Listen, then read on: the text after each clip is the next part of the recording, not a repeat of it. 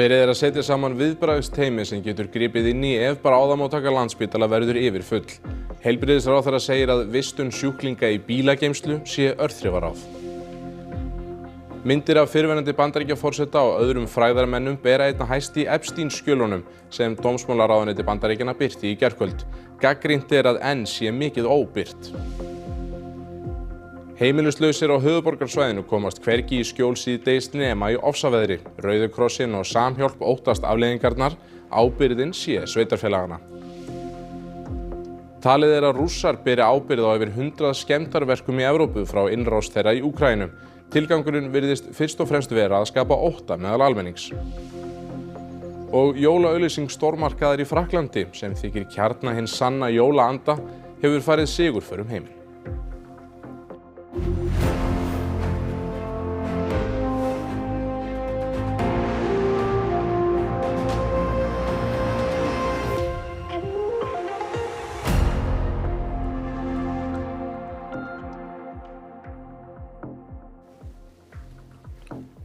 Gott kvöld. Íslendingarnir þrír sem lentu í alvarlegu bílslysi í Suður Afríku á miðvikudaginn voru að heimsækja dreng sem þar í fíknimeðferð. Föður amma drengsins og systir hans létust í slysinu og faðir hans liggur þungt haldinn á sjúkrahúsi í Jónasarborg. Málið á borði borgaraþjónustu utanríkisráðuneytisins og ræðismaður Íslands í Suður Afríku hefur verið fjölskyldunni innan handar. Bústaðakirkja í Reykjavík var opin í gær fyrir þá sem vildu koma og tendra bænaljós.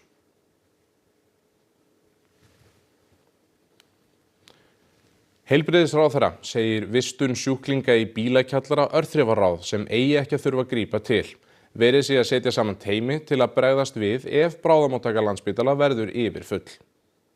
Starfsfólk Landspítalans þurfti síðustu helgi að grípa til þess ráðs að vista sjúklinga í bílageymslu við bráðamóttöku Landspítalans í Fossvogi vegna plássleysis. 9 sjúklingar lögðust þar inn en búið var að flytja þá alla inn á deildir rúmlega hálfum sólarhring síðar. Framkvæmdastjóri á Landspítalanum sagði í samtali við fréttastofum að staðan væri óboðleg og kallaði eftir aðgerðum stjórnvalda. Verið væri að brjóta persónuvernd, sótt og brunavarnir alla daga vegna plássleysis. Heilbrigðisráðherra segir miður að heilbrigðisstarfsfólk hafi þurft að grípa til þessa örþrifaráðs. Staðan sé til komin vegna hægagangs í uppbyggingu úrræða fyrir aldraða.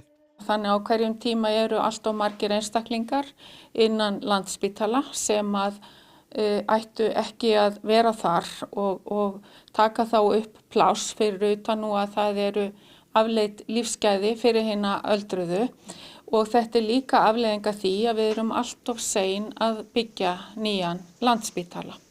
Inflúensufaraldur og nóróveira herja á landsmenn og því hafi verið gripið til þessa ráðs til að einangra sjúklinga. Samkvæmt upplýsingum frá Landspítalanum hefur bráðamóttakan verið yfirfull síðustu daga en ekki hefur þurft að vista sjúklinga í bílageymslu. En auðvitað á þetta ekki að koma fyrir og við erum með margt í skoðun því að nú eru hátíðir framundan og við erum að mynda viðbragðsteymi sem getur gripið inn ef að svona gerist aftur og það skipað meðal annars fulltrúum frá Kragasjúkrahúsunum. Nú það vinnur með okkur að það að opna nýtt hjúkrunarheimili á Nesvöllum og síðan Landspítali með til skoðunar hvernig brugðist við innan spítalans. Út í heim, þúsundir skjala dómsmálaráðuneytis Bandaríkjanna barnaníðinginn Jeffrey Epstein voru birtar í gærkvöld. Nafn Donalds Trump þar mun fyrirferðar minna en andstæðingar hans gerðu ráð fyrir. Ljósmyndir, dómskjöl, útprentaðar fréttir netmiðla, myndefni úr öryggismyndavélum, hljóðupptökur og margt fleira meðal þess sem dómsmálaráðuneytið birti á vef sínum í gær. Og þótt það að birtast í þessum skjölum bendi á engan hátt tilnefnar saknæmrar háttsemi, þá reka margir upp stór augu við að sjá myndir af Mick Jagger, Michael Jackson og Diana Ross í þessum skjölum. Myndir af Andrew Mountbatten Windsor og töluvert margar myndir af fyrrverandi Bandaríkjaforseta Bill Clinton komu hins vegar síður á óvart. Gögnin öll telja fleiri þúsundir. Stór hluti hefur verið afmáður, bæði myndir og ýmis texti. Það segir dómsmálaráðuneytið til þess að vernda þolendur Epsteins eða til að hafa ekki áhrif á dómsmál sem enn eru í gangi. Þetta hafa margir gagnrýnt, meðal annars þolendur Epsteins. Just put out the files and stop redacting names that don't need to be redacted.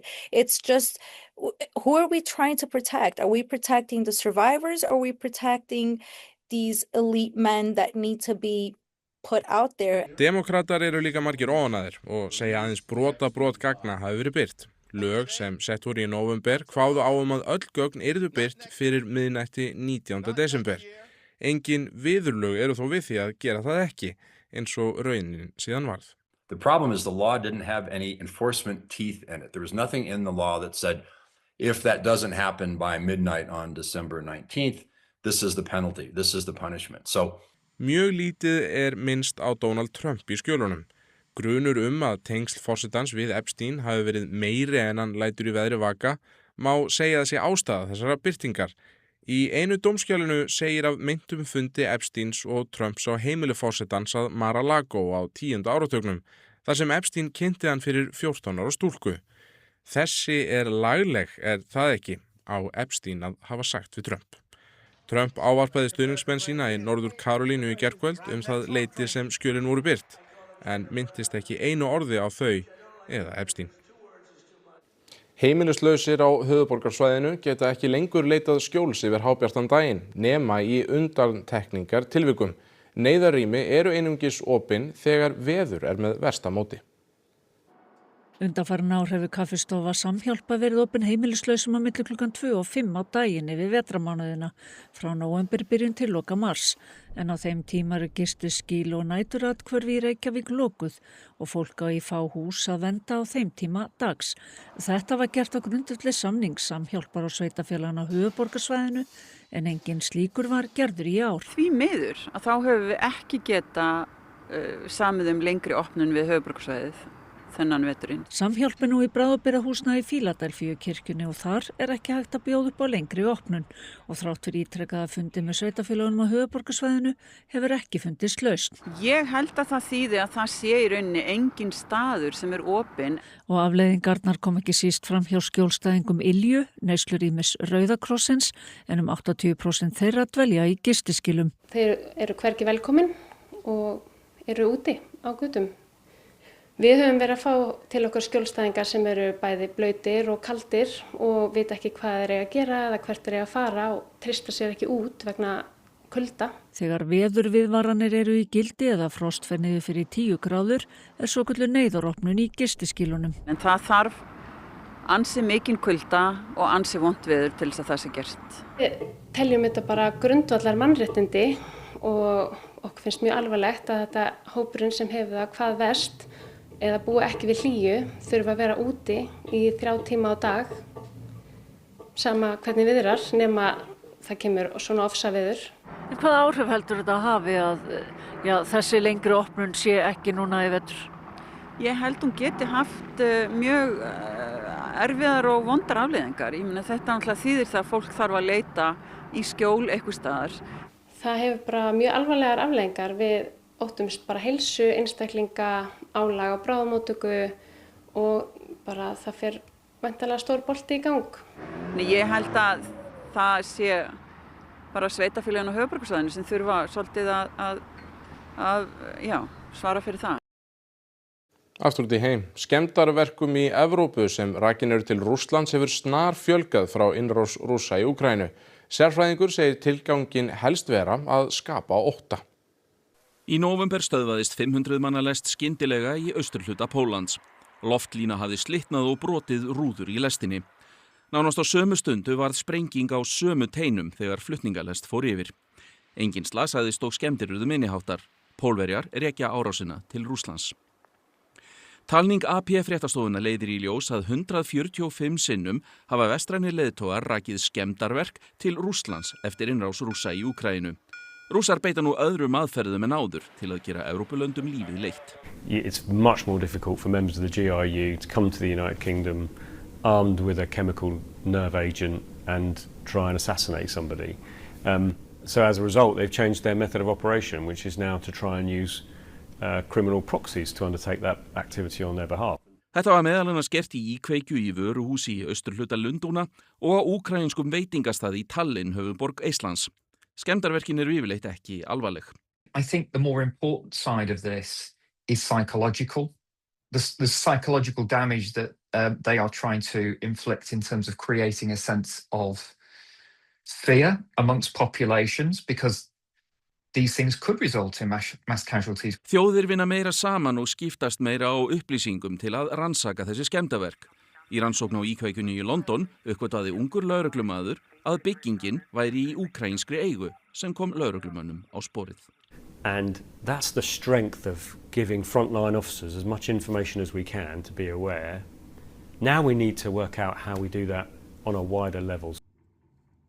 Yfir í allt annað. Listrænt par hefur gefið vinum og vandamönnum óvenjuleg jólakort síðustu 30 ár. Í fyrstu var það gert í glensi en með árunum urðu jólakortin að innleiki í þjóðfélagsumræðuna. Í dag var opnuð sýning með kortunum á 101 hóteli Reykjavík. Þetta hófst árið 1992 þegar ég nýkom til Íslands og við Ingrid erum nýbúin að kynnast og þá vorum við eitthvað svona að sprella saman og sögðum að var ekki bara sniðugt að búa til svona öðruvísi jólakort, ekki hefðbundið, bara við búum til okkar eigið. Og eitthvað svona þema í þessu hjá ykkur? Ekki til að byrja með, þá var þetta bara svona eitthvað bull og eitthvað svona glens og gaman og svo svona nokkrum mánuðum seinna þá fórum við að taka inn svona það sem var að gerast í þjóðfélaginu og eitthvað svona vel einhvern vinkil á því. Þessi hérna kom nú bara hugmyndin sko bara váir fór á hausinn. Þá hugsaðum við, ok, ef við að búti flyer og þá fengum við þá hugmynd að fara í hjálpræðisherinn og fá lánaða búninga þar og svo fann Sóla svo glæsilegu díorskó sem kafteinninn í. Svipurinn á ykkur þarna líka. Þetta sem sagt kórónaveiran og við kallum þessa rónaveiruna. Já. Og kannski þarf ekkert frekar að útskýra þessa mynd. Þetta Ingrid sem Trump og ég Mel og það var svolítið trikki að taka þessa mynd og við fengum þessa hárkollu hjá Rögnu Forsberg og líka mína hárkollu og svo tók svolítið langa tíma fyrir Ingrid að finna þennan svip og fyrst var hún bara eins og feit kelling í hárkollu og síðan allt í einu bara tókst þetta og þetta var eiginlega eina myndin sem var að gera sig. Betra en Disney meðal þess sem sagt jólaauglýsingu stórmarkaðar í Frakklandi sem farið hefur sem eldur í sinu á netinu og komið milljónum heim allan í jólaskap. Henni ætlað að minna fólk á hvað það sem jólin snúast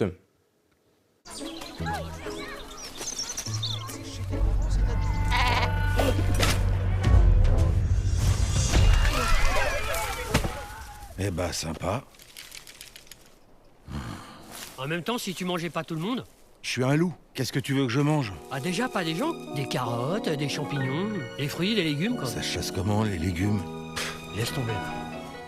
Þessi úlfur í jólaauglýsingu franska stórmarkaðarins Intermarché hefur hreyft við milljónum allan heim.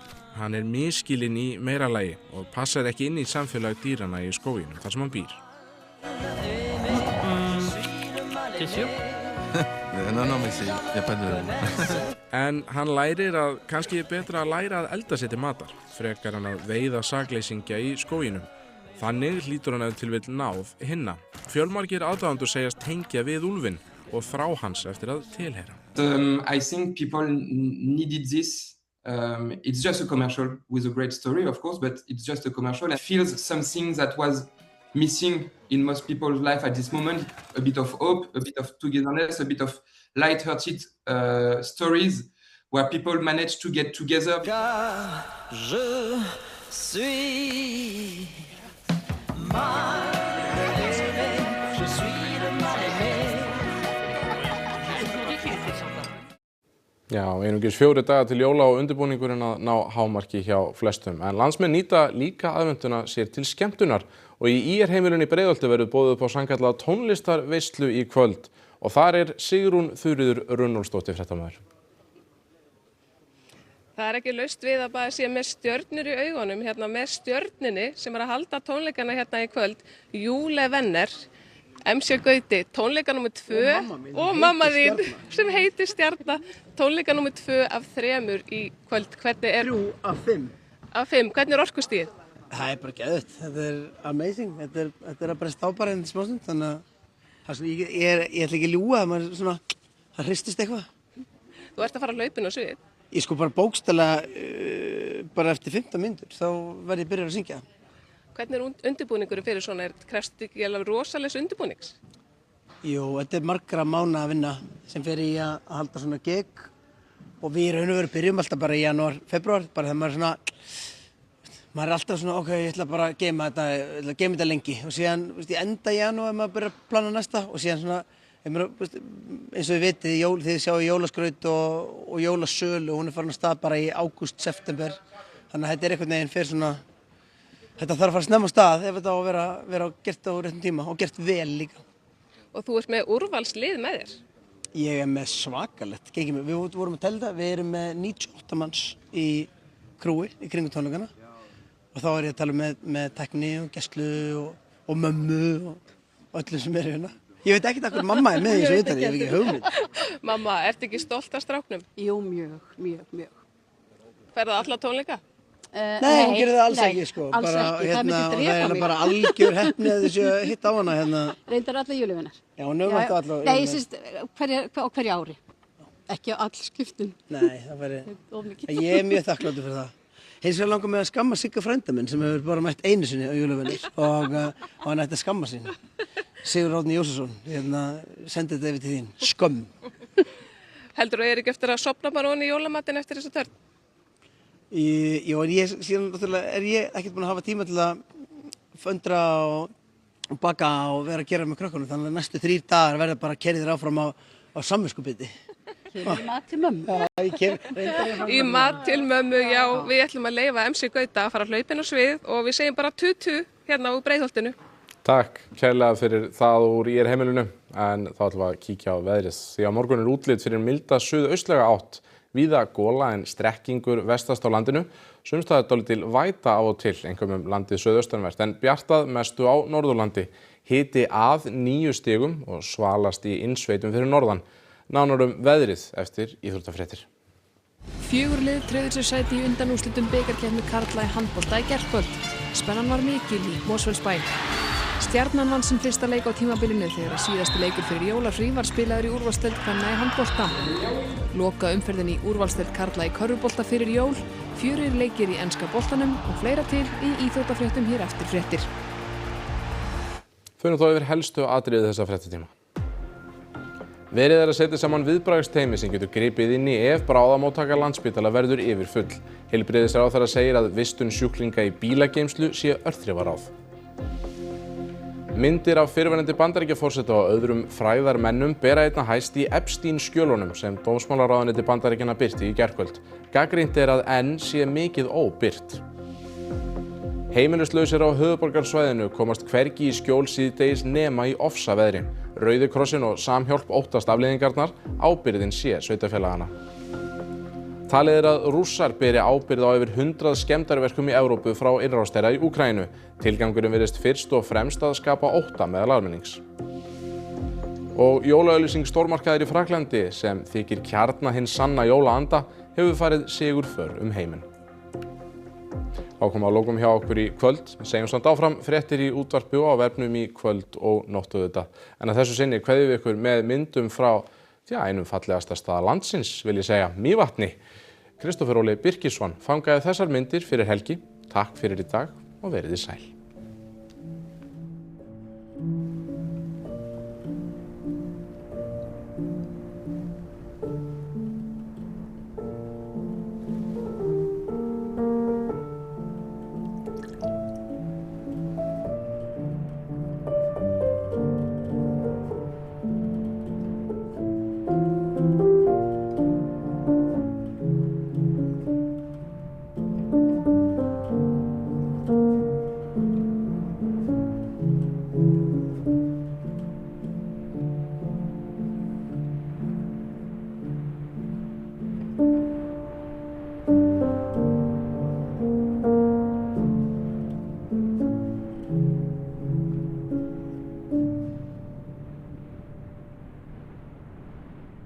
á RÚV í kvöld.